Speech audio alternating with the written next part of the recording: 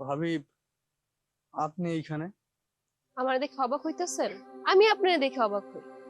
আপনার মতন অযোগ্য একটা পুরুষ কোন সাহসে সংসার পাতলেন? বিশ্বাস করেন ভাবি, আমি ইচ্ছা করে কিছুই করিনি। চুপ করেন। বেহার মতন আবার তর্ক করতেছেন।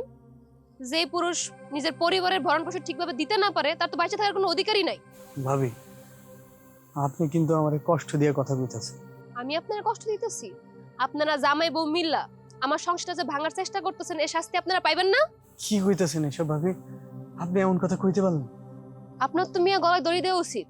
আপনি বাড়িতে গিয়ে দেখেন আমার জামাইয়ের লগে আপনি বউ কি করতেছে। ভাবি, আপনি কিন্তু অনেক নোংরা কথা কইতাছেন। আমার বউয়ের উপর আমার সেই বিশ্বাস আছে। আর কাশেম ভাই অনেক ভালো মানুষ, আমি হারে ছোটবেলা থেকে চিনি। আমি কারে কি কইতাছি? যে পুরুষ সংসার না চালাইতে পাইরা নিজের বউরে আরেক পুরুষের পিছে লাগাই দেয়, আমি তারই সব কইতাছি? সি সি সি সি।